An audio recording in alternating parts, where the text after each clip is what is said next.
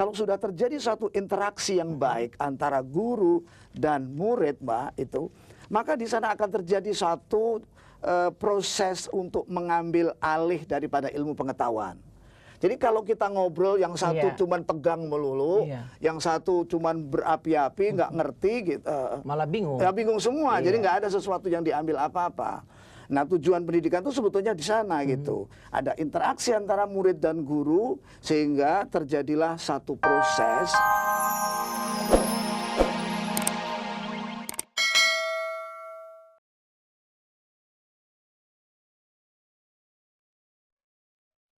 Pendidikan mental, sosial, dan akademis setiap orang adalah apa yang mereka dapat di sekolahnya. Untuk menghasilkan manusia yang siap bersaing dan generasi pengisi pembangunan, maka mutu pendidikan tak mungkin diabaikan. Mutu pendidikan harus ditunjang dengan kualitas guru yang bukan hanya sekedar menyelesaikan materi kurikulum, tapi juga menguasai profesinya.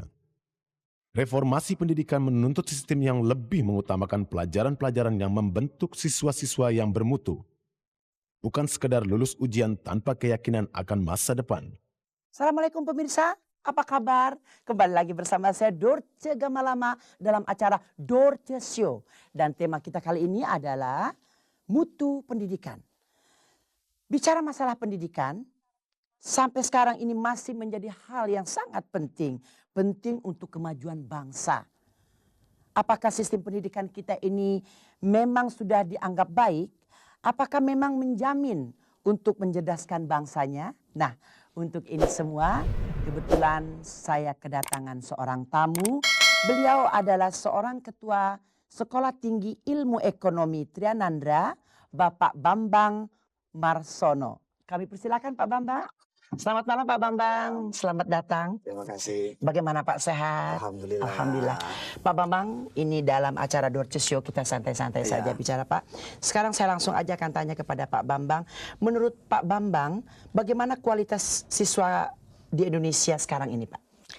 Barangkali sekolah secara keseluruhan, Mbak, ya. Kita sadar bahwa nampaknya kita masih menjadi bulan-bulanan di mana-mana, ya. Kita belum dipercaya sebagai telah menelurkan atau menghasilkan lulusan sekolah, anak-anak sekolah yang bermutu dan berkualitas tinggi. Itulah sebabnya maka di beberapa negara di mana anak-anak kita ingin melanjutkan sekolahnya, mereka terpaksa harus meniti satu jenjang pendidikan yang lain lagi, atau satu derajat lebih rendah daripada pendidikan yang mereka harus ikuti. Misalnya saja, anak dari lulusan SMA di sini yang akan mengikuti pendidikan yang di Australia misalnya aja, itu harus mengikuti misalnya saja kelas 11 atau year 11. Apa yang itu, Pak? year 11 itu adalah kelas 11. Kelas 11. Yang mestinya kan kelas 12, ya. Atau malah lebih buruk lagi, mereka ikut kelas 10.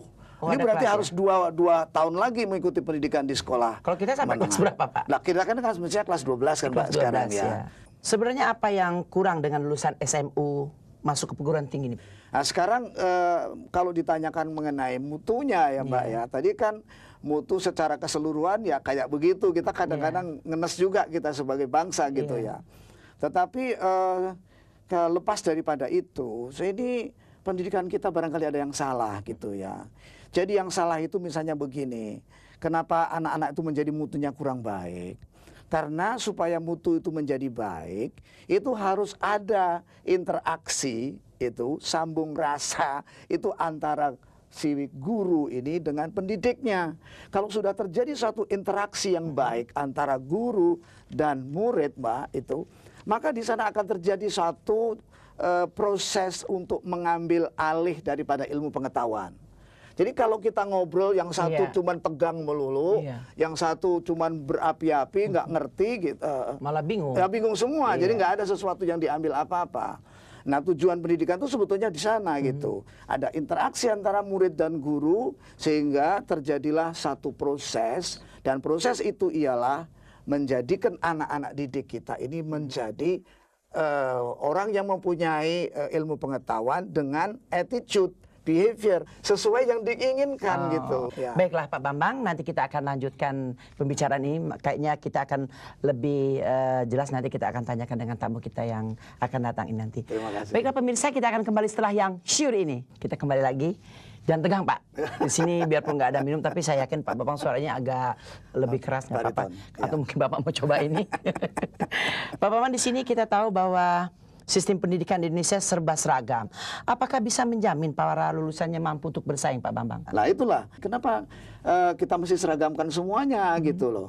Apa bisa seragam apa namanya pelajaran yang ada di Irian Barat di sana dengan di sini? Mungkin penggunaan bahasa Indonesianya sama, cara berpikir yang lain gitu loh. Dalam artian cara berpikir yang lain itu begini, saya sebelum sekolah saya barangkali harus tolong orang tua dulu, ya toh. Mungkin apa yang menjadi kebutuhan lain di rumah mungkin sedikit lain. Jangan disama-samakan. Kemudian kalau sudah nasional, yang menjadi titik sentral ini adalah Jakarta. Seolah-olah semuanya harus sama dengan orang Jakarta, gitu kan susah gitu. Baiklah Pak Bambang, kebetulan kita juga ada mempunyai seorang tamu. Beliau adalah juga pakar ilmu. Kita panggilkan Bapak kenal nih Pak? Kenal. Pak siapa coba? Pak Dros. Pak Dros ya. Baiklah pemirsa, kita panggilkan Pak Dros. Silakan Pak Dros. Wah, beliau ganteng sekali nih. Selamat malam Pak. Wah, tidak jauh Pak Dros sama Dor ya Pak ya. Cuman bedanya saya Dorce, Bapak Dros. Baiklah, kita langsung saja tanya sama beliau. Jadi apakah ada sistem yang baru Pak? Berarti merubah sistem kurikulum 1994 yang selama ini ada. Itu masalahnya. Sudah ada dulu kurikulum 68, kurikulum 75, kurikulum 84. Kemudian karena yang lulus UMPTN hanya 10%, ternyata SMA tidak mempersiapkan mahasiswa untuk masuk perguruan tinggi. Maka Dikti memaksa supaya mengubah kurikulum untuk sekolah yang mempersiapkan siswanya untuk perguruan tinggi. Lebih untuk universitas malahan itu. Nah, oleh karena itu mereka mengambil alih kurikulum dari sekolah di Eropa, tapi sekolah yang paling berat. Oh ya. Dan hanya lulusan sekolah itu boleh ke universitas. Jadi di sekolah juga ada yang berat-berat ya Pak? Oh ya. Ada. Misalnya apa itu Pak? Ya, maka dan ini sekarang dipakai, dan ini kurikulum 94. Untuk menerangkan apa beratnya, kurikulum 94 hanya dapat diikuti oleh murid yang lulus SMP dengan 7,5. Di situ SMP 645 ke atas. Dan ini tidak apa-apa untuk mereka. Dan sekolah itu disebut sekarang sekolah unggul. Sekolah unggul. Tapi untuk 70% lain, tidak ada sekolah.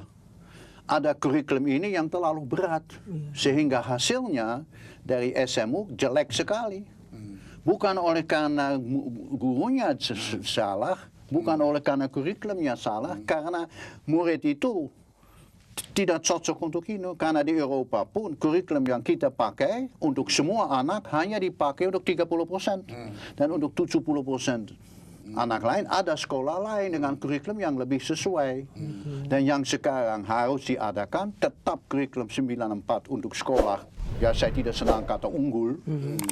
Karena siapa bilang bahwa semua orang unggul, tapi mungkin bacengan juga ya, siapa tahu. Tapi untuk yang pokoknya begitu, dulu di SMA nasional 30% IPA, 70% IPS. Nah, kurikulum 94 cocok untuk IPA. Tapi untuk IPS di Eropa ada sekolah-sekolah lain juga untuk mempersiapkan mereka ke perguruan tinggi. Nah, di sekolah ini tidak ada, dan saya bicarakan dulu dengan Pak Wardiman dulu, dan dia setuju, tapi dia mengatakan orang tua ingin semua orang anak ke universitas.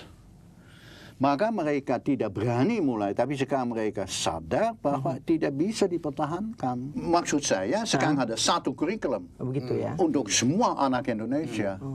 Dan di luar negeri, kurikulum ini hanya untuk 30%. Jadi 70% anak kita dipaksa mengikuti kurikulum yang terlalu berat.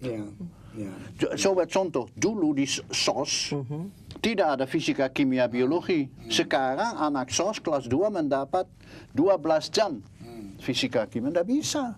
Oke, baiklah Pak Bambang dan Pak Dros, kita akan kembali nanti setelah yang sure ini. Pak Bambang, kita kembali lagi dan Pak Dros. Di sini ada pertanyaan Pak. Kenapa banyak siswa-siswa kita yang sekolah ke luar negeri? Atau mungkin di sini mereka nggak ngejamin kalau pendidikannya bagus atau bagaimana nih Pak Bambang? Iya. Jadi ada beberapa alasan mengapa anak-anak kita sekolah ke luar negeri. Kadang-kadang dari anak kecil pun sudah disekolahkan ke luar negeri. Ada di Singapura, ya, ada Pak? di Singapura, di Malaysia, di Filipina, di mana-mana ya. Kalau mereka yang menyekolahkan dari kecil, barangkali mereka paham bahwa di masa mendatang ini adalah era yang akan berlaku adalah era kesejakatan gitu ya, era global sekarang ini. Di mana mereka mempersiapkan dari awal bagaimana anak-anak mereka itu dapat nanti terjun ke era yang disebut dengan kesejakatan tadi gitu. Sehingga mereka bisa mengantisipasi apa yang akan terjadi di masa mendatang. Tetapi ada juga alasan-alasan tertentu